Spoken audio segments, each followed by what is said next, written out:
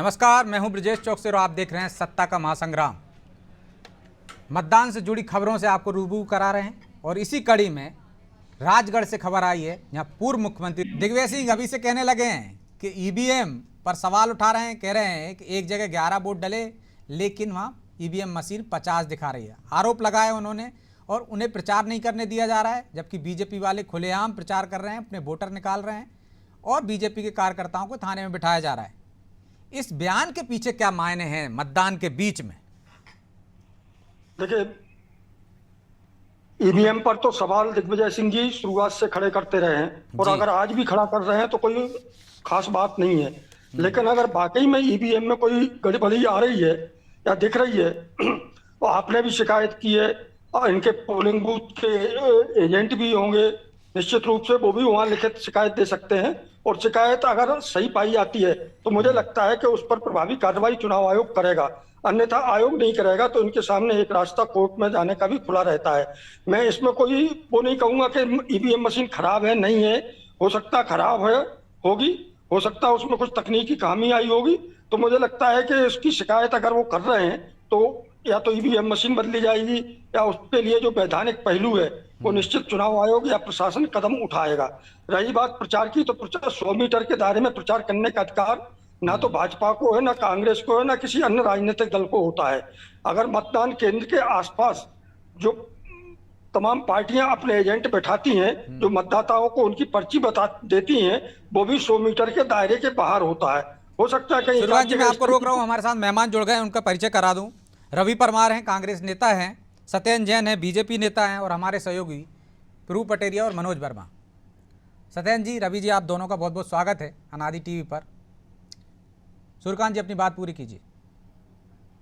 मेरा कहना यह है ताकि 100 मीटर के बाहर तमाम राजनीतिक दलों को अपने एजेंट बिठाने की या अपने कार्यकर्ता बिठाकर जो आने वाले मतदाता होते हैं उनकी सहूलियत के हिसाब से वो पर्ची बना कर देते हैं और मतदाता सूची में कहाँ नाम अंकित है हो सकता है प्रचार से उनका अभिप्राय हो कि जो क्षेत्र में घूम रहे हैं या मतदाताओं को निकाल रहे हैं उनके लोगों को निकालने से रोका जा रहा हो। प्रचार तो निश्चित तौर पर थम गया है, लेकिन आज के दिन यदि वो बात कर रहे हैं, प्रचार की बात कर रहे हैं, तो वो शायद मतदाताओं को निकालने की बात कर रहे होंगे। लेकिन सत्येंद्र जी, गंभीर आरोप लगाया उन्होंने कि बीजेपी के अपराधी, गंभीर अब मामले दर्ज हैं, वो लोग बाहर घूम रहे हैं, लेकिन उनके नेताओं पर, कार्यकर्ताओं पर, जिन पर कोई संगीन अपराध भी नहीं है, उन्हें नज़रबंद किया जा रहा है, थाने में बिठाया जा रहा है ताकि वो अपने मतदाताओं को ना निकाल सकें। उन्होंने ईवीएम पर भी सवाल उठाया, उन्होंने प्रशासन पर भी सवाल उठाया, चुनाव आयोग पर भी सवाल उठाया। देखिए, माननीय दिग्विजय सिंह जी, अब आप वरिष्ठ पत्रकार माननीय सूर्यकांत जी ने बहुत ही अच्छी बात कह दी है। सुप्रीम कोर्ट भी खुला हुआ है, न्यायालय के दरवाजे सुप्रीम कोर्ट तक भी हैं, कहीं जाए। लेकिन मुझे ऐसा लगता है कि दिग्विजय सिंह जी अपने आप को सेफ गार्डिंग कर रहे हैं, क्योंकि वो स्वयं ही कहते हैं कि उनके बोलने से कांग्रेस के वोट कटते हैं। वोट कटवा वो अपने आप को मानते हैं वोट कटर। और वो देखिए, वो कहते हैं कि भले ही वहाँ की राजगढ़ की जनता उनको सिर आंखों पर बिठाया कंधे पर, लेकिन मध्य प्रदेश में अगर भोपाल में पिछले लोकसभा चुनाव की बात करें तो 2019 में भोपाल में भी 3,64,000 के लोग लगभग मतों से वो परास्त हुए थे। तो उस समय भी वहाँ भोपाल में कांग्रेस के कार्यकर्ताओं ने और कांग्रेस समर्थकों ने ही उनको सिर आंखों पर नहीं बिठाया था। तो ये बात अब ईवीएम की तरफ उनका ट्विस्ट हो रहा है। जब 4 जून को देखिएगा 400 पार होगा, दिग्विजय सिंह जी ईवीएम पर। उनके लोगों को डंडे क्यों मार रहे हैं आप? उन्हें लोगों को क्यों नहीं जाने दे रहे हैं क्षेत्र में या मतदाताओं को निकालने के लिए? देखिए, डंडे मारने का काम जो है, अगर प्रशासन जो आप कह रहे हैं, ये सारा काम निर्वाचन आयोग के तहत अभी चल रहा है। पूरा शासन निर्वाचन आयोग के द्वारा चल रहा है। अब निर्वाचन आयोग को और वहाँ का जो जिला निर्वाचन अधिकारी होते हैं उनको जो उचित लगता है वो करते हैं। वो सभी के ऊपर दंड चला सकते हैं, चाहे वो कांग्रेस के कार्यकर्ता हो, चाहे भाजपा के हों, चाहे किसी और अन्य दल के हों। लेकिन दिग्विजय सिंह जी का चश्मे का नंबर जो है, या वो कहें मोदी या बिंद हो गया है, जहाँ पर मोदी जी का इतना प्रभाव हो रहा है, मोदी जी का तेज जो है, उसके कारण कांग्रेसी और सारा विपक्षी दल बिखरता जा रहा है। आपने देखा अक्षय बम इंदौर में, खजुराहो में देखा कांग्रेस और उनके दलों, सहयोगी दलों ने 2-2 बार प्रत्याशी बदले और बिखर गए। और वो कोर्ट भी नहीं जाना चाहते हैं, चले जाएं कोर्ट में, बस बातें करेंगे, आपके पास आकर के मीडिया में जीवित होने का प्रमाण देते हैं। अगर आप सही मायने में आप लोकतंत्र में जीवित रहना चाहते हैं, आप जाइए ना न्यायालय तक, नहीं जा रहे हैं। और सूरत की आपने देखा, सूरत में क्या प्रतिपादित हुआ? वही प्रतिपादित हुआ कि जो कांग्रेस घुटने टेक रही है और निर्विरोध पे मुकेश दलाल जी हमारे सांसद निर्विरोध निर्वाचित हो गए हैं। नहीं तो और हमने तो पूरी में चंडीगढ़ भी देखिए- देखा था ना जी? सत्येंद्र जी, आपने सूरत दिखा दिया हमको, छिंदवाड़ा दिखा दिया आपने, इंदौर दिखा दिया, चंडीगढ़ भी देखा है दर्शकों ने, और हमने भी देखा, आपने भी देखा। तो मैं वही तो कह रहा हूँ दिग्विजय सिंह जी, चंडीगढ़ आपने देखा है और हमने भी देखा है, तो वो उसी न्यायालय के ऊपर भरोसा करिए, आप घबराइए मत। थोड़ा सा समय लगता है न्यायालय की प्रक्रिया में, अगर आप सही होंगे आपकी विजय प्राप्त होगी। लेकिन मैं बता दूं कांग्रेस पूरी पराजय और पराभव के भाव से उद्भूत है और कांग्रेस को अब कोई नहीं बचा सकता, क्योंकि कांग्रेस की जो नीतियां रही हैं ना उसके कारण ही हो गया। कांग्रेस में ना नेता है, ना नीति है, ना नियत है, ना नेतृत्व है। किसी भी राजनीतिक दल के लिए 4 स्तंभ की बहुत आवश्यकता होती है, और 4 स्तंभ कहें। और जीतू पटवारी जी जिस प्रकार से राहुल गांधी जी की बात को आगे बढ़ा रहे हैं, उनका एजेंडा है कि शक्ति से लड़ने का, तो शक्ति से लड़ रहे हैं, वो मध्य प्रदेश में लड़ रहे हैं। राधिका खेड़ा जी ने भी बताया कल कि शक्ति का क्या हो रहा है वहाँ पे। कोई कांग्रेस में दुशासन और दुर्योधन वर्तमान में भी उपस्थित हैं, जिस प्रकार से उनकी बातों से जो राष्ट्रीय मीडिया विभाग के बड़े पदाधिकारी हैं। और मैं कहूं कि कांग्रेस के जो 4 स्तंभ जो मैंने कहा, उनके अंदर नीरसता आ गई है, उनके अंदर मधुरता नहीं है, उनके अंदर कहें, देखिए रसगुल्ला भी होता है तो उसमें भी चाशनी होती है। तो मैं कहूं कि कांग्रेस के अंदर नेतृत्व के अंदर चाशनी और रसगुल्ला, ये लीडरशिप क्वालिटीज नहीं बची हैं। इसके कारण कांग्रेस का पराभव होना, परास्त होना तय है। और भगवान रूपी जनता जो है, देखिएगा ईवीएम आज सुदर्शन चक्र चला रही है, ईवीएम में उंगली दबा ईवीएम करके चला रही कि लोग चला रहे हैं, कि ईवीएम में ही कुछ है? जनता चला रही, मैंने वही कहा, भगवान रूपी जनता ईवीएम में बटन दबा करके सुदर्शन चक्र। और सुदर्शन चक्र कब चलता है? यदा यदा ही धर्मस्य ग्लानिर्भवति भारता अभ्युत्थानम अधर्मस्य तदात्मानं सृजाम्यहम् परित्राणाय साधूनां विनाशाय च दुष्कृतां धर्म संस्थापनार्थाय संभवामि योगे योगे। जब जब सनातन द्रोही लोग होते हैं, देखिए सनातन का खत्म करने वाले कौन कौन है? सनातन को पोटेशियम साइनाइड से जहरीला बनाने वाले के पॉन मुडी हैं, और जो कहते हैं कि इंडिया अलायंस है उसका मूल उद्देश्य सनातन को खत्म करना, और सनातन को डेंगू मलेरिया बता रहे हैं, एड्स बता रहे हैं। साथ ही साथ भगवान राम को काल्पनिक कहना, और भगवान राम के निमंत्रण में ना उनका निमंत्रण दिया, भव्य भगवान रामलला का प्रतिष्ठा हुई, प्राण प्रतिष्ठा हुई, 500 वर्ष बाद ऐसा अवसर आया, लेकिन उसमें भी उनका ठुकरा देना निमंत्रण। और अब शक्तियों से भी लड़ने की लड़ाई बात को धर्म पे केंद्रित कर दिया। नहीं, मैं बता रहा हूँ धर्म क्या है, नैतिकता की बात है। और एक सभी लोग, चाहे वो किसी भी धर्म संप्रदाय से हैं ना, सभी इसको देखते हैं कि कांग्रेस की नीतियां गलत हैं। और यदा यदा वही जमी, तो आज जो शक्तियां हैं, जो पाप रूपी उद्भव हो रहा है, उसको आज शमन करने के लिए, ऐसी विचारधारा का शमन करने के लिए हर जनता भगवान राम बन गई, भगवान कृष्ण बन गई। और महिलाएं जो हैं वो नारायणी का रूप लेकर के आई हैं, माँ दुर्गा, सरस्वती और लक्ष्मी बन करके ईवीएम में बटन दबा रही हैं, या कहें अपना सुदर्शन चक्र चला रही हैं। तो लेकिन सब परिणाम तो आएंगे देखिएगा तब आप पता 4 चलेगा जून ना को कि उनका सुदर्शन चक्र किधर चला। लेकिन रवि तो जी प्रभाव दिखने वो लगा ना, कह रहे हैं कि दिग्विजय सिंह पराजय को दिख प्रभाव रही है दिख रहा आपको, पराजय दिख रही है दिग्विजय सिंह को, इसलिए सवाल उठा रहे हैं चुनाव आयोग पे, जो निष्पक्ष दूसरे जहां से ऑब्जर्वर आए दूसरे राज्यों से, उन पर भी सवाल उठाने के पीछे क्या मंशा है? क्या वाकई में पराजय दिख रही है? देखिए, निश्चित तौर पर कोई पराजय की बात नहीं है। जहां गलत होगा आवाज उठाना पड़ेगी, और आवाज उठाना एक प्रत्याशी का कर्तव्य है, वही उसका अधिकार भी है। अगर अपने लिए आवाज नहीं उठाएंगे तो फिर देश की जनता लेकिन के सभी लिए पर क्या संदेह आवाज करना कहां तक उचित है रवि जी? वो कह रहे हैं चुनाव आयोग, ऑब्जर्वर। चुनाव आयोग के संदेह नहीं क्या? उदाहरण दिया सामने, उदाहरण के बाद सवाल उठाए कि जहां 10 वोट डले वहां 55 वोट 50 वोट कैसे आ गए उस ईवीएम मशीन में, कैसे वो वोट दिखा रही है? तो कहीं ना कहीं ईवीएम मशीन में गड़बड़ी होगी ना, निश्चित तौर पर। दूसरी बात, जिस तरह से भारतीय जनता पार्टी मुद्दों से भटकाने के लिए अलग अलग तरीके अपनाती है, वहीं भारतीय जनता पार्टी को ये समझना पड़ेगा कि देश की जनता समझ चुकी है कि मूल मुद्दों की बात करिए, महंगाई की बात करिए, भ्रष्टाचार की बात करिए, रोजगार की बात करिए, किसानों की बात करिए, लेकिन भारतीय जनता पार्टी इन मुद्दों से भटकाने के लिए अलग अलग तरीके के पैतरे अपना रही है। वही भारतीय जनता पार्टी के नेताओं, और इनको अपने नेताओं पे भरोसा नहीं है, इसलिए घबराहट के और डर भारतीय जनता पार्टी में दिखाई दे रहा है। जैसे कि आपने देखा कि मध्य प्रदेश में जो पहले 12 सीटों में चुनाव हुए, वहां पर भी कई सीटों पर मतदाताओं ने विरोध किया।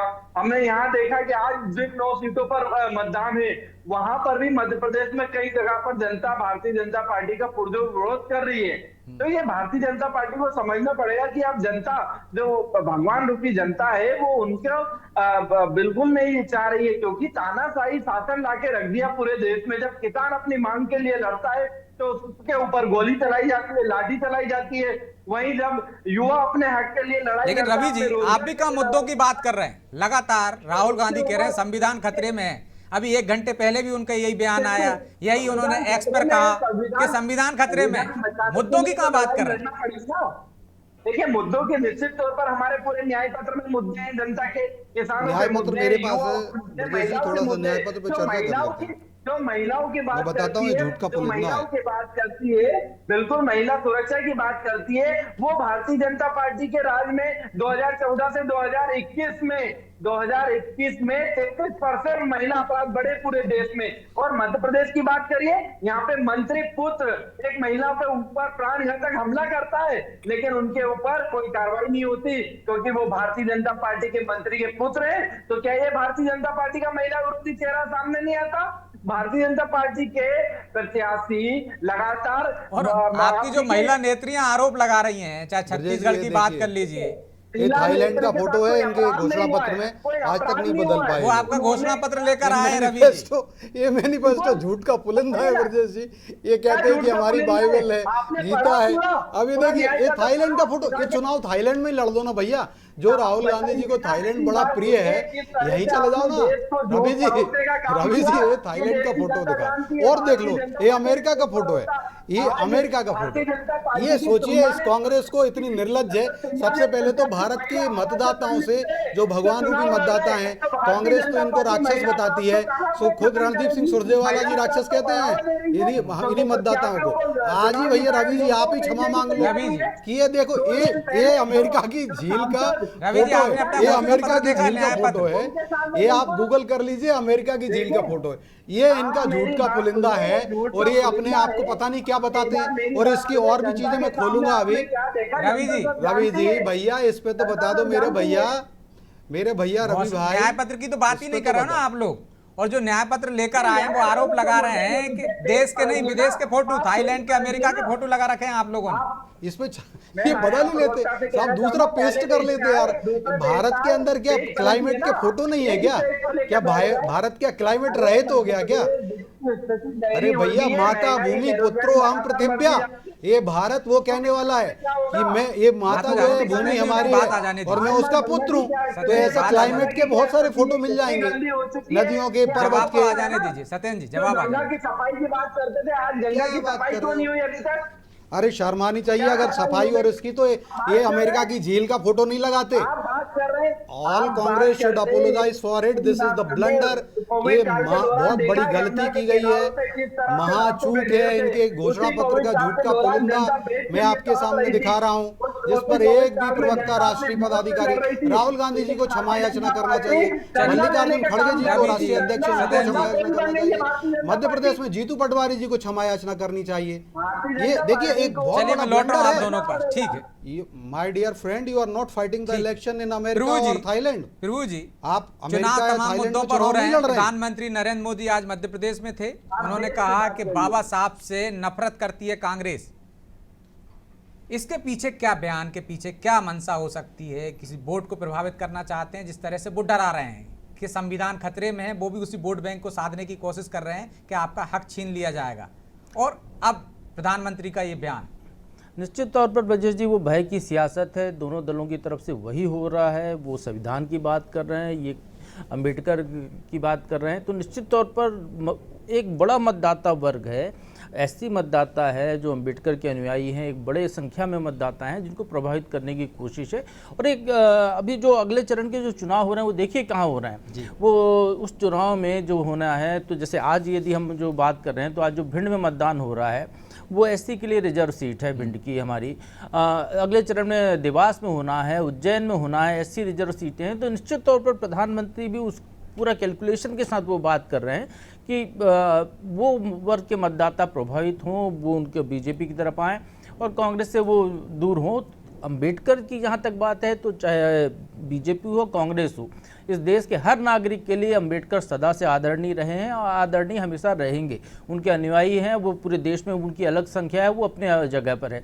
अंबेडकर का जो योगदान है उसको भुलाया नहीं जा सकता है इस देश में। तो निश्चित तौर पर वो हैं, इसलिए वो चूंकि उनके पीछे एक बड़ा वोट बैंक की भी ताकत है, इसलिए हर दल उनको अपने साथ जोड़ना चाहता है। वो वहाँ तक बात। अभी जो ये जो बहस चल रही थी ब्रजेश जी, जो बीजेपी के प्रवक्ता सत्येंद्र जी जो घोषणा पत्र दिखा रहे थे, कांग्रेस का न्याय पत्र फोटो दिखा रहे हैं, इनने जो बात कही, चार ना की बात कही, ना नेता है, ना नियत है और ना नीति है। तो कांग्रेस के पास नेता भी है, नियत भी है, नीति भी है। हर दल के पास अपना एक नेता होता है, उसके हर दल की अपनी नियत होती है, हर दल की अपनी नीति होती है। यदि ये सब ना होता, इन सब का कंक्लूजन के हाथ में है। जो कांग्रेस का न्याय पत्र लेकर जो आया, उसमें फोटो छपी उनके नेता की, उसमें नीतियां कांग्रेस की हैं, उसमें कांग्रेस की नीयत का इजहार है। उसी तरीके से यदि कांग्रेस के प्रवक्ता बीजेपी का घोषणा पत्र लेके आएंगे तो उसमें भी उनकी वो सारी चीजें होंगी। तो ये जो मूल मुद्दे, जो विकास है, जनता की समस्याएं हैं, उस पर कोई बात नहीं करना चाहता। आप दिखा रहे हैं कि ये आपने फोटो छाप दी अमेरिका की। इसी देश में सत्येंद्र जी, आपको याद होगा, नोएडा के पास अंतर्राष्ट्रीय एयरपोर्ट बन रहा है, याद है? प्रधानमंत्री नरेंद्र मोदी से लेकर सारे केंद्रीय मंत्री, पूरे देश के बीजेपी के नेताओं ने चाइना की फोटो दिखाई दी। आपको याद नहीं होगा, सड़क के लिए जो है विदेशों की फोटो दिखाई गई कि अच्छी सड़कें मध्य देश में बन रही हैं। तो ये वो मुद्दे नहीं है। मध्य प्रदेश में बीजेपी के मैनिफेस्टो में हॉलैंड की फोटो छपी थी और खेत छपे थे। नहीं तो समीक्षा की गई। नहीं, सब बात सत्येंद्र जी मूल मुद्दे की देखिए क्या है। संविधान बदलने की बात सुन लीजिए। आप कह रहे हैं ना कांग्रेस, अभी माइनॉरिटीज के ऊपर पढ़ रहा हूं। देखिए देश के अंदर दो चीजें मैं बोल दूं, इन्होंने लिखा है क्लॉज नंबर 8 है, कांग्रेस व्यक्तिगत कानूनों में सुधार को बढ़ावा देगी। ये व्यक्तिगत सुधार होते हैं पर्सनल लॉ, मुस्लिम पर्सनल लॉ बोर्ड को स्ट्रेंथन करेगी, इसका मतलब इंग्लिश में। यह सुधार समुदाय संबंधित समुदाय। लेकिन मुस्लिम शब्द कहाँ है उसमें? आप अरे भैया वो है मुस्लिम शब्द वही है ब्रजेश जी, जिस प्रकार से प्रधानमंत्री जब रहे डॉक्टर मनमोहन सिंह जी, वो कहते थे कि minorities particularly Muslims are have the first right on the resources of India. पूरा सेंटेंस आप लोग पूरा सेंटेंस बताइए, जो पूरा सेंटेंस बताइए। नहीं है कि पूरा सेंटेंस बताइए, माइनॉरिटीज खास करके मुसलमानों का पूरा सेंटेंस बताइए। मैं कह रहा हूं ना, अपने मतलब की बात मत लीजिए। उन्होंने दो बार रीइटरेट किया था अपने प्रधानमंत्री काल में, प्रभु जी। और मैं वहीं पे बात, सुनिए मैं आपकी सब बातों का जवाब दूंगा। इन्होंने इसमें ये कहा, अच्छा दूसरी बात, इसको घोषणा पत्र को परे रख दीजिए। इसको 10 साल से आपकी सरकार है, इनका घोषणा पत्र खत्म कर देते। इसमें लिखा है आप जो है आपकी सरकार, आपके प्रधानमंत्री ने कल भी अपने इंटरव्यू में इस बात को कहा है, अल्पसंख्यकों के लिए, मुसलमानों के लिए उन्होंने कहा है। और आपकी सरकार पसमानदा से लेकर मुसलमानों में भेदभाव करना चाहती है। पसमानदा को अलग करी मुस्लिम से। इस देश में आज तक ये नहीं हुआ भेदभाव। आपकी सरकार 10 साल में, आपकी सरकार 10 साल में अल्पसंख्यकों के लिए जो मदरसों को जो ग्रांट मिलती है उसको बंद क्यों नहीं कर पाई? आपकी सरकार उनके कल्याण की योजनाएं क्यों दे रही है? आपकी सरकार उनको 5 किलो राशन क्यों दे रही है? यदि आपको ये लग रहा है तो मैं सारे जवाब दूंगा। क्या है भड़काने की बातें मत कीजिए, पत्रकारिता जगत से हैं, लेकिन कांग्रेस जस्ट वाइट करेगी। आज इसी मैनिफेस्टो की बात कहती है, तो कांग्रेस को यह सुनिश्चित लिखना चाहिए, जो राहुल गांधी जी कह रहे हैं संविधान को ले लेके घूम रहे हैं। मैं कह रहा हूं ठीक है, संविधान अच्छी बात है, शिरोधारी करना था, संविधान दिवस नहीं मनाया गया, हमें मनाने की हमने मनाया। और हमारी सरकार में भी नहीं मनाया जाता था। हमारे मोदी जी ने, अटल जी की सरकार में मनाया गया। सुनिए, अरे अभी विरोध किया खड़गे जी ने, संविधान दिवस को नवंबर में मनाया जाता है, जो 25 नवंबर की। अब आप सुन लीजिए, अब दूसरी बात ये इसमें बोला है लोक निर्माण अनुबंध भी देंगे। ठीक है भैया, नौकरी में आप प्रायोरिटी दोगे, कौशल विकास में दोगे, लोक निर्माण धन्यवाद देने लगेंगे। अरे सर क्या बात कर रहे हो? झूठ का पुलिंदा है महाराज, मैं पूरा घोषणा पत्र नहीं है, झूठ का पुलिंदा है। और आज भी देखिए कह रहे हैं 16 करोड़ की अर्थव्यवस्था, क्या बात करते हैं? और 16 करोड़ की अर्थव्यवस्था 173 लाख करोड़ कह रहे हैं, आज 330 लाख करोड़ की अर्थव्यवस्था है। On what basis? I can question on that. Ravi Parmar, आप जवाब दो। या मैं तो कहता हूं आप तो दे ही नहीं सकते जवाब, आपने साहस नहीं है। आपके केंद्रीय नेतृत्व दे जवाब इस पे कि 173 लाख करोड़ की अर्थव्यवस्था नहीं है भैया। आज देश की अर्थव्यवस्था 330 लाख करोड़ की है। पूरा झूठ का पुलिंदा है, मैं कह रहा हूँ, इसमें लिखा है। तो आप झूठ के पुलिंदे की बात करते हैं ना, आपके नेता भी, लेकिन बात कर रहे हैं आप अन्य चीजों की। आपके नेता 2014 के पहले कहते थे आपके प्रधानमंत्री नरेंद्र मोदी बहुत हुई महंगाई की मार, बेरोजगारी सरकार। अरे हमने तो महंगाई पे भी मार की है, और गरीबी के लिए अगले 5 साल तक भूखों के लिए हम निःशुल्क राशन दे रहे हैं 80 करोड़ लोगों को। अब कांग्रेस भूख से बिल मिला है, 70 रुपये नहीं मिले तो भारतीय जनता पार्टी उसमें कुछ नहीं कर सकती। 10 साल से लेकिन इतने भूखे हैं, आप मान रहे हो ना, उनकी सरकार नहीं आ 80 रही। करोड़ आप मान रहे हो कि भूखे हैं। 25 साल होने वाले सत्येंद्र हैं ब्रजेश जी, 5 बार से 25 साल हो जाएंगे। मध्य प्रदेश में कांग्रेस 70 रुपये भूख से बिल मिला रही, अब हम उसमें कुछ नहीं कर सकते। जनता ने 163 सीट दी, उसके बाद 3-3 इनके विधायक वापस चले आ रहे हैं, हमारे यहाँ आ रहे हैं, तो हम उसमें क्या करें? हम तो सबका स्वागत करेंगे। अब आप बताओ, अब ये लोग बेरोजगार है, निकम्मा किया है, निकम्मा किया है इस भगवान रूपी जनता ने कांग्रेस को किया है निकम्मा, निकम्मा किया है, निकम्मा किया है कांग्रेस को जनता ने किया है निकम्मा। जो गाना है ना वो बड़ा फिट बैठता है इन पे। अब जनता ये नहीं स्वीकारती है, लौट रहा हूं मैं आप दोनों बातों में दम नहीं लगता, इनकी बातों में उनको रस नहीं आता जनता को। ये इतनी महिला विरोधी हो गए हैं हर जगह, तो इनमें नीरसता आ गई है, सही बताएं तो इनके अंदर माधुरी भी नहीं बचा है, मिठास भी नहीं बची है। जो जीतू पटवारी जी सबसे असफल अध्यक्ष सिद्ध हो रहे हैं, मैं लौट रहा हूं आप दोनों के पास, हल्का खाली हो रहा, असफल पटवारी हो मनोज रहे जी हैं, सिद्ध हो रहे हैं, उनको त्यागपत्र देना चाहिए। और मल्लिकार्जुन खड़गे जी को भी त्यागपत्र देना चाहिए। दोनों की कुर्सी के नीचे अक्षय बम का बम रूपी बम फट गया और वो लोग देखते रह गए, वो उन्हें नामांकन वापस ले लिया। अरे दोनों भैया त्यागपत्र दे दो, जाओ। कांग्रेस में बहुत लीडरशिप है, अगर प्रभु जी कह रहे थे नेतृत्व है तो नए व्यक्ति को नेतृत्व दे कांग्रेस। दोनों विफल अध्यक्ष हो रहे हैं, मध्य प्रदेश के प्रदेश अध्यक्ष। अरे आपके मोदी जी का भाषण बगैर राहुल गांधी का नाम लिए पूरा नहीं होता है। आप नेता नहीं होता तो नाम लेते क्या? देखिए भैया, संविधान में अगर हम आज पहले प्रधानमंत्री नेहरू जी की बात करते हैं 1000 साल बाद भी होगी। अरे हम तो अभी की बात कर रहे हैं ना, आप जो कह रहे हैं नेता ने, तो आपके प्रधानमंत्री भी जो है संविधान का नाम लिए बिना भाषण नहीं दे पाते। मैं जवाब देता हूँ, सुन लीजिए आप प्रभु जी। देखिए अरे 10 साल इनकी यूपीए की सरकार रही, इन्होंने क्या बनाया? एनएसी को क्या कहते हैं? National advisory council. और उसको दोनों लोकसभा राज्यसभा से बिल बना करके उसको पारित किया, और उसमें नेशनल एडवाइजरी काउंसिल का जो चेयरमैन होता है, चेयरपर्सन, सोनिया गांधी को बनाया, प्राइम मिनिस्टर से ऊपर कर दिया उनको पोस्ट। ये संविधान हंता है। इस प्रकार के संविधान, हमने संविधान का संशोधन किया, धारा 370 हटाई। आज बाबा साहब का अम्बेडकर का संविधान मैं दोनों की बात कर रहा हूं मनोज जी। वो मध्य प्रदेश प्रधानमंत्री कन्याकुमारी में बोली, बयान से भाषण से हमने चर्चा को रवि जी सुन लीजिए। उसी भाषण में एक और बात खरगोन भागीदारी उसकी सत्येंद्र जी आ रहा हूं आपके पास। 10 सेकंड ब्रजेश जी। अब वो कह रहे हैं कि बीजेपी में जितने नेता आए कांग्रेस के जितने नेता छोड़कर आए हैं उनके बयानों को मुद्दा बनाया जा रहा है। कह रहे हैं कि राम मंदिर छल किया का जो निर्णय हुआ है उस फैसले को पलट देंगे। डाला ही डाला है कर्नाटक और आंध्र प्रदेश में। साजिश बता रहे हैं, कह रहे हैं कि मुस्लिम लीग और माओवादियों का धर्म के कब्जा आधार है पर आरक्षण दिया कांग्रेस पर। इस बयान के पीछे क्या वो है, क्या इरादा है प्रधानमंत्री का? क्या बाकी सारे मुद्दे फीके पड़ गए? राम मंदिर का फैसला बदल देंगे, ऐसा बयान दे रहे हैं बीजेपी में आए नेता। प्रधानमंत्री कह रहे हैं, वो कह रहे हैं कि माओवादियों के और मुस्लिम लीग के कब्जे में है कांग्रेस। देखिए ब्रजेश जी, जब यूपीए की 10 साल की सरकार थी तो जो रामलला तंबू में बैठे थे बाबरी ढांचे के विध्वंस के बाद से 1992 से अभी तक, उनको नहीं हटा पाए थे। उत्तर प्रदेश में जिस समाजवादी पार्टी की सरकार ने राम भक्तों पर गोली चलवा दी थी, वो भी उन रामलला को तंबू से नहीं हटवा पाए थे।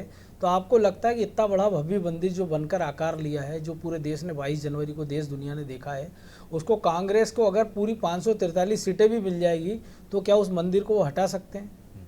ये सवाल बीजेपी से ही पूछा जा सकता है, नहीं हटा सकते हैं। लेकिन तो प्रमोद कृष्णन क्या है, राष्ट्रपति तब बता रहे हैं ना जब वो बीजेपी में आ गए, पहले क्यों नहीं बताया? कहीं नहीं आए वो, आ जाएंगे, कोई बात नहीं है। लेकिन प्रमोद इटली से तो नहीं आ रहे। प्रमोद कृष्णन की बात पे इतना भरोसा क्यों? प्रमोद कृष्णन तो 8 दिन पहले तक प्रधानमंत्री के बारे में जो कहते थे, आप उसको मानते हो कि आज की तारीख में वो सही कहते थे? केवल एक आदमी जिसको पार्टी ने निकाल दिया है, 35 साल जिसको निष्ठा कांग्रेस में रही, जिसकी निष्ठा अपनी पार्टी में 35 साल नहीं रही है। अरे 35 साल जिसकी निष्ठा, धक्का मार के निकाल आप क्या जो दीपक जोशी बोल रहे हैं मुख्यमंत्री के लिए और प्रदेश अध्यक्ष के लिए, आप उसको मानते हैं? 40 साल थे ना वो आपकी पार्टी में, उनके पिताजी आपकी पार्टी से अध्यक्ष रहे, खुद ही गए ना। तो वही कह रहा हूँ, तो एक ऐसा नेता पता नहीं जिसकी कोई उपयोगिता नहीं थी। सत्येंद्र जी, मैं आप ही के पास आ रहा हूँ, आपसे जवाब। एक ऐसा नेता जो ये बात दावा कर दे कि उनको ऐसी जानकारी मिली है, तो आप बताइए, इस देश में कोई जब तंबू में रामलला थे उनको नहीं हटा पाया कोई, तो क्या उस मंदिर को डिमोलाइज कर सकता है कोई? कोई नहीं कर सकता है। तो ये केवल मुद्दों से भटकाने की बातें चल रही हैं। और जहाँ तक बातें हैं, जो अक्षय बम का इन्होंने जिक्र किया सत्येंद्र जी ने, उसके बाद सुमित्रा महाजन जो इनकी इतनी बड़ी नेता है, 8 बार 9 बार की सांसद रही हैं, लोकसभा की अध्यक्ष रही, उन्होंने क्या बयान दिया? उसके बाद आधी रात को इंदौर में पार्टी की बैठक हुई है, डैमेज कंट्रोल करने का प्रयास हुआ है, और फिर नए सिरे से नेताओं ने बयानबाजी की अक्षय बम है। आए नहीं तो उनको घर से लेके आए गाड़ी में बैठा के। और तो ये बता रहा है कि पार्टी के अंदर जो कुछ हो रहा है उस पर पूरी पार्टी भी एकमत नहीं है। नहीं, देखिए, तो सत्येंद्र जी, पार्टी एक मत नहीं है जो हो रहा है पार्टी के अंदर। दूसरा, इस तरह के बयान क्यों दे रहे हैं प्रधानमंत्री प्रमोद कृष्णन को आगे करके? कोई भी नहीं हटा सकता। जब तंबू से नहीं हटा सके तो इतना बड़ा भव्य मंदिर कैसे कोई वहां से हटाकर मस्जिद बना देगा? देखिए, आप तो बिल्कुल सही बात है, लेकिन ये चेष्टा तो की है। और जिस प्रकार से धारा 370 के लिए दिग्विजय सिंह जी की बात हो रही, ये भी कहते थे, और बहुत सारी जो ग्रुप जो चैट्स होती हैं उसमें भी उन्होंने कहा धारा 370 पे हम समीक्षा करेंगे और उसको हटाने के लिए बोला गया। तो ये लोग कुत्सित प्रयास करते हैं, लेकिन अब भारत की जनता प्रबुद्ध हो गई है और ये सही मायने में अब ये भगवान बन गई जनता। आज अगर जो भी दल है वो भारत के हित की बात करेगा, वही भारत में राज करेगा। अब मतलब भारत प्रधानमंत्री गलत बोल रहे हैं ना क्या कि मंदिर की जगह मस्जिद बना देंगे, ऐसा षड्यंत्र है यदि ये जीत गए तो? देखिए, इसलिए कह रहे हैं क्योंकि प्रत्यक्षम किम प्रमाणम, और इतिहास भी साक्षी तो रहता है। अरे अभी इतिहास बता रहे हैं ना आपको, 10 साल यूपीए सरकार थी, तंबू से नहीं हटा पाए थे। मनोज जी सुनिए तो, हुआ ये यही वही 1992 का साल है, ये वही। और इन्होंने संसद में भी बोला था पीवी नरसिम्हा राव जी ने कि जो स्ट्रक्चर है था डेमोलिश्ड हुआ था उसको हम फिर से बना देंगे, और ये बनाया क्या? जिस राम से, सेतु, अरे क्या बात कर रहे, बनाया क्या? जिस हम राम लोग अड़ सेतु- गए, हमने अरे विरोध किया, सत्येंद्र जी, हम जिस गए राम- हर जगह। जिस राम सेतु की आप बात करते हैं ना, उस राम सेतु को तोड़ने का प्रस्ताव अटल जी की सरकार के समय आया था। क्या? अटल जी की सरकार के समय उस राम सेतु को तोड़ के वहां से समुद्री मार्ग बनाने का प्रस्ताव आया था, आपको पता है? और आप ही की सरकार उस समय सुब्रमण्यम स्वामी उसके खिलाफ कोर्ट गए थे। आप तथ्य उठा लीजिए। इन्होंने अटल जी को अस्वीकार कर रहे हैं। अरे सुनिए, सेतु समुद्रम परियोजना के लिए इन्होंने एफिडेविट दिए कि भगवान राम फिक्शनल हैं, Ram Setu is not the man made structure, this kind of affidavit has been put up inside the Subramanian Swamy गए सुप्रीम कोर्ट, उसके बाद भी किया। हमने जनभावनाओं के खिलाफ कभी नहीं गए। अभी भी ये लोग जो गाते हैं, अरे इन्होंने तो कहते थे, सुन लीजिए बयान इनके, मणिशंकर अय्यर कहते थे राजा दशरथ के महल में 1000 कमरे थे, तो 1000 कमरों में भगवान राम का जन्म कहाँ हुआ? और वो क्या बात करते हैं? आज भी जब मंदिर बन गया, पहले शिलान्यास हो रहा था, तब भी ये लोग उसमें विघ्न संतोष। अच्छा, आपने मंदिर बनाया, उसके पहले वहां मंदिर नहीं था? सत्येंद्र जी, आपने मंदिर बनाया, उसके पहले वहां राम जी की मूर्ति नहीं थी, वहां मंदिर नहीं था। आप जो है जिस बात को बड़ी गर्व के साथ कह रहे हैं, क्या वहां पे मंदिर नहीं था? यदि 10,000 कमरे थे तो क्या मूर्ति, वो 10,000 में जो रामलला जो थे वो कहीं कहीं भटक रहे थे? इसके पहले रामलला तो वहीं विराजमान थे ना आज़ादी के समय से, जहां पर वो थे, और वहीं पर आपकी सरकार ने मंदिर बनाया। आपकी सरकार ने मंदिर बनाया नहीं, सरकार मंदिर बनाया ट्रस्ट ने, सुप्रीम कोर्ट के निर्देश पे बनाया। सुप्रीम कोर्ट आपकी सरकार नहीं है। सुप्रीम कोर्ट ने सारे पक्षों का सुना, सारे तथ्यों को जांचा, है ना, सर्वेक्षण रिपोर्ट देखी, उसके बाद सुप्रीम कोर्ट ने कहा कि ट्रस्ट बनाइए। आपकी सरकार ने नहीं बनाया, एक ट्रस्ट बना, उस ट्रस्ट में भले आपके संघ से जुड़े हुए लोग कंसेंट से बना। हाँ, और ये वही, अरे सुन तो लीजिए आप, आप बहुत अच्छी बात कही, तो बात निकली दूर तक जाएगी। ये वही कांग्रेस है, कपिल सिब्बल जी का 2019। अरे बोली कपिल सिब्बल तो भाई आपके यहाँ भी बहुत सारे लोग बोल चुके हैं। सुनवाई मत करिए, अभी सुनवाई मत करिए, now this is the election time. Election time में कांग्रेस की बुरी दुर्गति हो जाएगी, कृपया करके। ये गए थे, आप उस बैठक में थे? कृपया अभी मत करिए। अरे कपिल सिब्बल जी ऑन रिकॉर्ड, कपिल सिब्बल किसके वकील रहे, किस पार्टी के नेता रहे, क्या बात करते? चलिए चर्चा में आगे बढ़ते हैं। प्रभु जी, चर्चा जो जारी थी उससे इतर अब प्रधानमंत्री लगातार बयान दे रहे हैं, मध्य प्रदेश में भी, और जो मैंने मनोज जी से सवाल किया था, अब वो कह रहे हैं जो नेता आए हैं वो अलग अलग तरह के बयान दे रहे हैं, उनके बयानों को आधार बनाया जा रहा है। मतलब हम चौथे चरण में पहुंच रहे हैं, तो जो हम देख रहे हैं पहले चरण से दूसरे और तीसरे चरण में मुद्दे बदलते गए हैं। तो क्या एक चौथे चरण के लिए ये मुद्दा बनता दिख रहा है आपको? देखिए, थोड़ी देर पहले मनोज जी ने जो बात कही थी वो बिल्कुल सही है। यहाँ पर संदर्भ में पहली बार वास्तव में चुनाव हो रहे हैं, एक्चुअल जमीनी धरातल पे चुनाव हो रहे हैं। ये यदि हम कहें 15 साल बाद ये स्थिति निर्मित हुई है। 2014 का यदि हम चुनाव देखते हैं तो एक अन्ना का आंदोलन था, एक देश में जो एक माहौल बना था कि बड़ी सरकार में भ्रष्टाचार है, उसको लेकर एक आंदोलन हुआ। एक ये अच्छे दिन आने का नारा दिया गया कि सब कुछ बदल जाएगा।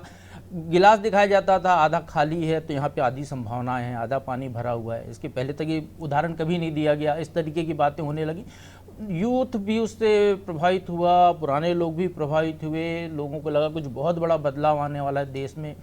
वो बाकी जैसे ये दुनिया भर की बातें करें तो 15 लाख भी आदमी को लगा कि उनके खाते में आ जाएंगे, गरीब को लगा कि वो लखपति हो जाएगा, मकान बना लेगा, बेटा कार में घोषणा घूमेगा। पत्र में नहीं था। हाँ, जिसके जिसके पास साइकिल भी नहीं थी वही सोच रहा था कि 15 लाख मिलेंगे तो एक घर बन जाएगा, बेटा कार में घूमेगा, बिटिया की शादी कर लेंगे। इस तरीके की बहुत सारी बातें जो आमतौर पर होती हैं वो सारी होती रही चुनावी चकल्लस। तो एक वो माहौल था, मेजोरिटी की गवर्नमेंट आई। 2019 में पुलवामा अटैक होने के बाद जब एयर स्ट्राइक हुई तो एक पूरे राष्ट्रवाद का उबार, पूरे ज्वार जो पूरे देश में था, उस लहर में बहुत सारे ऐसे लोग भी चुनकर चले गए जिनके जीतने की संभावना किसी को भी नहीं थी। तो एक माहौल था। इस बार ऐसा कोई मुद्दा नहीं। इस बार लग रहा था शुरुआत में कि राम मंदिर ऐसा नहीं, माहौल बना देखिए है। ब्रजेश जी, राम मंदिर, बीजेपी के कर्णधार भी जानते हैं कि राम मंदिर अब वो करिश्माई मुद्दा नहीं है, क्योंकि मंदिर बन चुका है। और मंदिर बनाने वालों ने ये कहा कि ऐसा मंदिर बनाया है कि भूकंप आ जाए, तूफान आ जाए, 1000 साल तक इसकी नींव भी नहीं हिलेगी, कुछ नहीं होगा।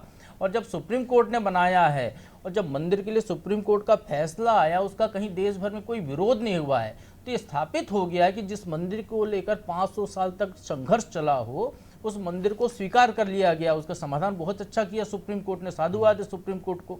तो उसके कारण वो मंदिर की नींव पड़ी, मंदिर बना और वहाँ पर रामलला जो है नए भवन में विराजमान हुए हैं। तो निश्चित तौर पर मंदिर बनने के साथ मुद्दा खत्म हो गया। हमारे यहाँ आप देखिए ब्रजेश जी, बहुत छोटा सा उदाहरण है, आप हमने देखा होगा, मोहल्ले के पार्षद के चुनाव होते हैं, आदमी आता है, वो हम कहते हैं कि सड़क खराब है तो क्या सड़क बना देता है।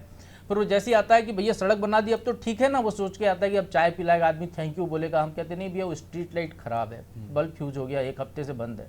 वो बल्ब बदलाता है, वो फिर अगली बार आता है, हम कहते हैं वो नाली में पानी नहीं जा रहा है तो नाली ठीक करता है। फिर वो आता है, हम कहते हैं साहब बल्ब की रोशनी कम है, तो अगली बार वो बल्ब की रोशनी की शिकायत करते। फिर आता है, हम कहते हैं नाली का फ्लो सही नहीं है। फिर हम कहते हैं ये सड़क में यहाँ पर स्पीड ब्रेकर चाहिए। तो जो व्यक्ति है वो एक काम पूरा होने से संतुष्ट नहीं होता है, वो मुद्दा खत्म हो गया उसके लिए, उसको हमेशा नई समस्याएं, उसकी उम्मीदें बढ़ती जाती हैं। लेकिन यहाँ कौन सा राजनीतिक दल उनकी उम्मीदों पर खरा उतरता दिख रहा है, इस पर भी सर्वाधिक राजगढ़ में हुआ है अब तक 63 से भी ऊपर पहुंच गया है 69%। और इसके बाद आ रहा है गुना और विदिशा। तो लगता है कि पिछली बार के लगभग पहुंच जाएगा, अभी बहुत समय है। लेकिन रवि जी, प्रधानमंत्री कह रहे हैं कि हम विकास भी और विरासत भी दोनों पर काम कर रहे हैं, लेकिन इसी मंत्र पर आगे बढ़ रहे हैं। कांग्रेस ने विरासत और आस्था के हमारे हर काम में रोड़ा अटकाया है, वही पुराने मुद्दे। उन्होंने महाकाल लोक का भी जिक्र किया, उन्होंने कहा कि ये बीजेपी ने बनवाया और कांग्रेस कदम कदम पर इसका विरोध करती रही। धार की भोजशाला का, बाग गुफा का, मांडू का, तमाम चीज़ों का जिक्र किया उन्होंने। एक तरह से आपको विरासत का विरोधी बता रही है, विकास का विरोधी बता रही है बीजेपी। देखिए, प्रधानमंत्री जी को ये समझना पड़ेगा कि महाकाल लोक में जिस तरह से घोटाला हुआ था और महाकाल लोक जिस तरह से बना था, सबने देखा है, पूरे मध्य प्रदेश और देश की जनता ने देखा है कि एक छोटी सी आंधी तूफान में वो उसकी मूर्तियां, ऋषि मुनियों की मूर्तियां गिर के टूट गई। तो ये कहाँ का न्याय है? जो घोटाला करते हैं भगवान के नाम पे भी विकास कर रहे हैं, तो उसमें भी घोटाला कर रहे हैं भारतीय जनता पार्टी के नेता, भारतीय जनता पार्टी की सरकार। तो ये सरकार नहीं है, ये घोटाला करने की मशीन बन चुकी है। घोटाला तो उजागर नहीं हुआ ना, जो मूर्तियां खंडित हुई थी वो उसी कंपनी ने दोबारा बनाई है वहां पर। देखिए, बनाई कंपनी ने, लेकिन कंपनी ने कहीं ना कहीं घोटाला तो किया था। आज मूर्ति गिरने की स्थिति क्यों आई, क्यों गिरी? कहीं ना कहीं तो गड़बड़ी हुई ना, कहीं ना कहीं तो खराब मटेरियल यूज किया था ना। क्यों किया था? क्योंकि 50% कमीशन देना था। सब जानते हैं मध्य प्रदेश में 50% कमीशन के बिना काम नहीं होता है। तो 50% के कमीशन वाली सरकार बात करती है जनता की। भाई आज इनको जनता के मुद्दे दिखते नहीं है। आपने देखा मध्य प्रदेश में व्यापम घोटाला हुआ, पटवारी भर्ती घोटाला हुआ, ये कमीशन और घोटालों को लेकर आप विधानसभा में गए थे ना रवि जी, क्या हुआ? जनता ने आपकी बात पर भरोसा नहीं किया, 163 सीटें दे दी उनको, और आपके एक एक विधायक छोड़ कर जा रहे हैं, उनकी भी संख्या में इजाफा होता जा रहा है। देखिए, निश्चित तौर पर जनता इस बार भरोसा करेगी। जनता साफ तौर पर समझ चुकी है कि जो इनने विधानसभा चुनाव में भारतीय जनता पार्टी ने वादे किए थे वो झूठ के पुलिंदे थे। पूरे वादे इनके लाडली बहनों को 3,000 देने वाले थे, 400 रुपए में सिलेंडर देने वाले थे, वो कहाँ गए इनके वादे? ये कहाँ गए? ये मेडिकल कॉलेजेस खोलने वाले थे, अरे मेडिकल यूनिवर्सिटी में करोड़ों रुपए का घोटाला हुआ, उस पे तो देख लीजिए। नर्सिंग घोटाला हुआ, एमबीबीएस के सीटों में घोटाला हुआ और मेडिकल कॉलेज खोलने की बात चली थी।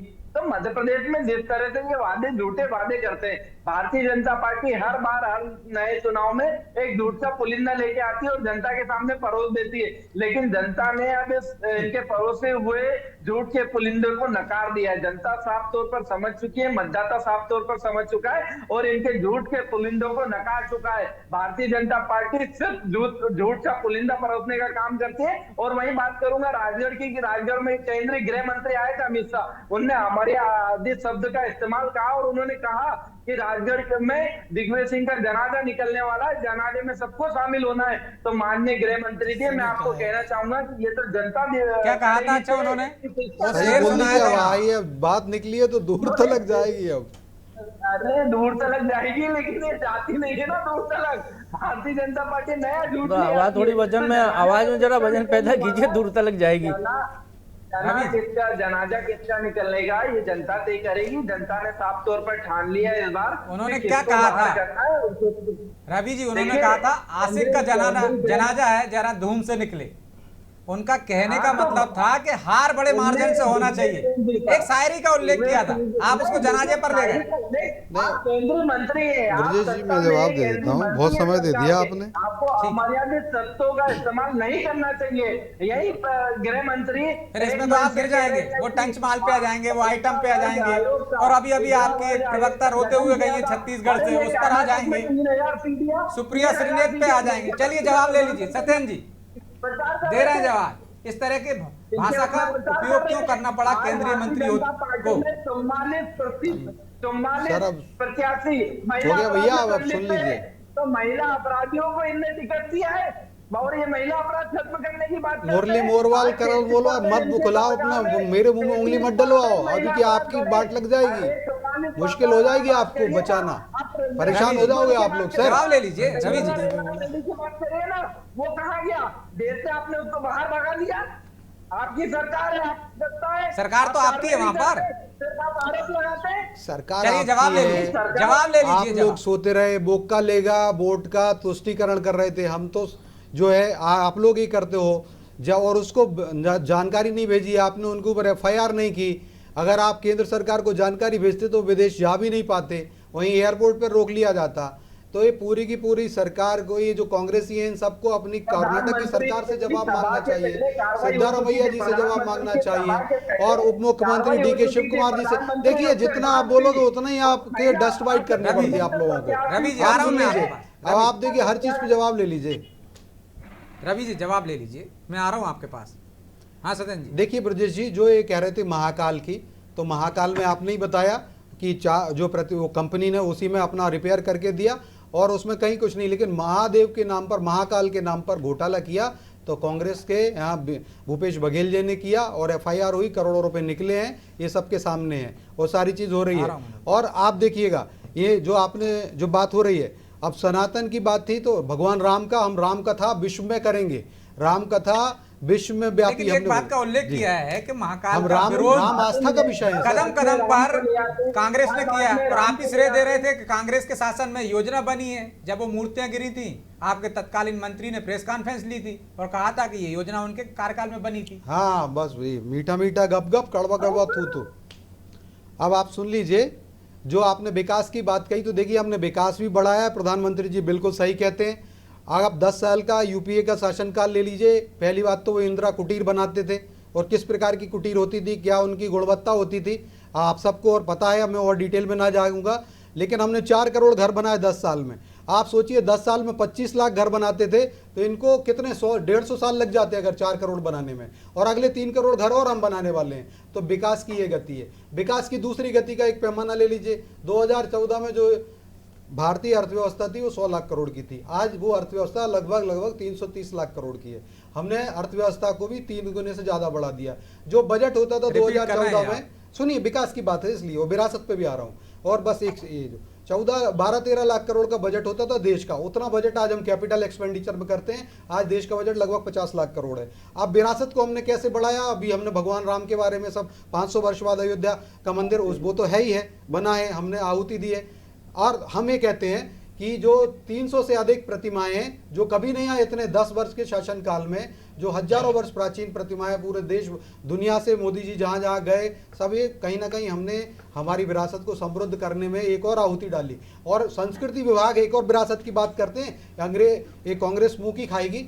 ये मोपला विद्रोह की अगर बात कर लें तो ये मोपला 1921 के आसपास की घटना थी। इन्होंने उसको स्वतंत्रता का आंदोलन का रूप दे दिया था, केरल का मालाबार का हिस्सा जो, और वहां पर हिंदुओं का नरसंहार किया और नरसंहार किया गया था, एथनिक क्लींजिंग हुई थी हिंदुओं की वहां पर। इन्होंने उसको स्वतंत्रता का रूप दिया था, स्वतंत्रता आंदोलन का। हमने उसको संस्कृति विभाग में बदला। इसके लिए भी पूरी कांग्रेस को माफी मांगना चाहिए जो ये कहती कि हम 100 साल से ज्यादा पुरानी पार्टी हैं। तो ये कांग्रेस पूरी विनाश करती रही देश का, हमने विकास किया है और विकास भी सैकड़ों गुना तेजी से किया। आज़ादी के 64 साल में 64 एयरपोर्ट हुआ करते थे, 64-65, आज 150 एयरपोर्ट हो रहे हैं। तो सोचिए इनको कितने साल लग जाते, अगले 64 साल मतलब 70-75 साल और लगते, एक साल में एक एयरपोर्ट बनता था, तो अगले 75 साल और 80 साल और लगा देते, इतने एयरपोर्ट अभी बने हैं। और जिस प्रकार से हम काम कर रहे हैं, देखिए वो परिभाषा अभी कहते हैं, अभी हम यहाँ पर जो रोप वे वाला सिस्टम आ जाएगा कि कोई भी व्यक्ति उतरेगा भोपाल में या उज्जैन में तो अपने स्टेशन से जाएगा, रोप वे से सीधा जो गंतव्य महाकाल के यहाँ चले जाएंगे, भगवान महाकाल का दर्शन करेंगे, आशीर्वाद लेंगे, भोपाल में लेक व्यू फ्रंट पे चले जाएंगे। या तो इस प्रकार का हम विकास की कोई परिभाषा नहीं होती, अपरिमित होता है, और हम विकास और कोई अपरिमित परिभाषा की ओर ही जा रहे हैं। अब आप कहेंगे कि अगर BRTS हटा तो कल के दिन ये आशिमा मॉल के यहाँ से अगर मेट्रो निकलेगी तो उसके लिए भी तो हमें करना पड़ेगा। तो नए नए चीजें करते हैं, फिर नई मेट्रो जाएगी यहाँ से, तो विकास के लिए जनरल बोगी हटा देते हैं, गरीब बेचारा बैठ के जाता है ठसम ठस भर के। क्या जनरल बोगी आप कम कर देते हैं, AC बोगी बढ़ा देते हैं, किराया बढ़ा देते हैं। पहले ब्रजेश जी 1000 करोड़ का BRTS बनाते हैं और फिर उसको जो है 8 करोड़ में उसको तोड़ते हैं और उसके बाद कहते हैं हमने विकास किया है। नहीं, आप देखिए मेट्रो आएगी तो उसके लिए पिलर का चूंकि खड़ा आपने होगा, वो BRTS तो नुकसान होगा ना, जो ट्रैफिक मूवमेंट का होगा। क्या बात कर रहे हैं, जब BRTS आया था सत्येंद्र जी, जब BRTS आया था सत्येंद्र जी, तो आपकी सरकार ने उसकी तारीफ में कसीदे पड़े थे BRTS के में, आपकी सरकार ही तोड़ रही है। प्रभु जी तो सफल है तो तोड़ा क्यों? पर्टिकुलर टाइम फ्रेम में वो सफल भी रहा है, ऐसा नहीं है। नहीं, एक रोपवे का जिक्र सत्येंद्र जी सुन तो लीजिए सर, एक रोपवे की आपने बात की, तो एक रोपवे ग्वालियर में फूलबाग से किले तक बनना था, वो सेंक्शन हो गया था, लेकिन जैसे ही सिंधिया BJP में आए हैं तो उसका काम रुक गया। क्यों? क्योंकि वो सिंधिया स्कूल के बगल में निकल रहा था। और जो देश विदेश से प्रतिमाएं लाने की आप बात कर रहे हैं, तो धार में जो जिसका सर्वे चल रहा है वहाँ देवी सरस्वती की प्रतिमा है, वो इंग्लैंड में है, वो कब आ जाएगी ये और बता दीजिए दर्शकों को। देखिए बहुत अच्छा प्रश्न है। एक मिनट सत्येंद्र जी, मैं भी जरा सा इनपुट डाल देता हूँ। एक होता है मुंगेरी लाल के हसीन सपने और एक होता है स्वप्न दृष्टा। आप जो कह रहे हैं मुझे लगता है कि दोनों चीज़ों का समावेश आपकी बातों में है कि हम भोपाल में उतरे, रोपवे में चढ़े और सीधे उज्जैन महाकाल मंदिर में पहुंच जाएं। नहीं, भोपाल की अलग, उज्जैन में उतरेंगे, उज्जैन से ही महाकाल, और ये हो जाएगा, संभव होगा, आप देखिएगा। इलेक्ट्रिक साल बता दीजिए, बहुत जल्दी होगा। ये आगे प्लान में नहीं बन पाई दादा। अरे साहब सुनिए, बाबूलाल गौर ने मेट्रो इनिशिएट की थी, बाबूलाल गौर जी अब है नहीं, और जिस जयपुर, अब आप थोड़ा सा देखिए, बहुत अच्छी बात है, मैंने सुन, अब मेट्रो के ऊपर पूरी पॉलिसी जिस जयपुर और आगरा के एक साथ हुई थी भोपाल इंदौर मेट्रो, वहाँ चल गई है 5 साल। बहुत अच्छी बात आ रहा हूँ मैं, बहुत उसी बिल्कुल सही कह रहे हैं, वो चलिए और आगे अभी चलिए। सड़क बंद पड़ी, अरे सर इसकी जिम्मेदार भी, अरे सर सुन तो लीजिए, इसकी जिम्मेदार भी UPA की मनमोहन सिंह की सरकार है। और सुनिए, मध्य प्रदेश में कमलनाथ जी की सरकार है, 200 करोड़ रुपए का बजट देती थी मेट्रो के लिए, निकाल लीजिए। 2018-19 में क्या, अरे शर्म आनी चाहिए, 200 करोड़ में मेट्रो बनेगी। 18-19 में क्या बात करते हैं सर, हमने 3-3, 4-4 हजार करोड़ रुपए का प्रावधान किया। और आपको बता दूं, लगातार अब आप सुन लीजिए, देखिए, हाँ भैया, उसमें इसलिए हुआ है कि पॉलिसी को पूरा रिव्यू किया गया। इन्होंने क्या किया था कि राज्य का अंश जो था 25% लग रहा था और केंद्र का 75%। हमारे मोदी जी ने कहा नहीं, कुछ 2-4 शहरों में मेट्रो ना बने, ज्यादा शहरों में। आज 250 किलोमीटर। जैन साहब मेट्रो की बात छोड़ दीजिए, वो कोलार 6 लाइन की बता दें अंतिम समय सीमा। चलिए सर, आप एक विषय पे ही बता पाएंगे सर। मुझे लगता है अरे हमने तो 7 लाख किलोमीटर की सड़क बना दी, 7 लाख किलोमीटर की सड़क बना दी। चर्चा को यहीं विराम देंगे। आप सभी मेहमानों का बहुत बहुत धन्यवाद। तो सत्ता का महासंग्राम देख रहे हैं आप, खबरों के लिए बने रहिए अनादि TV पर। मुझे दीजिए इजाज़त और आप देखते रहिए अनाजी टीवी। नमस्कार। आखिरी में सबसे सही पटका शुरू करने बता दो।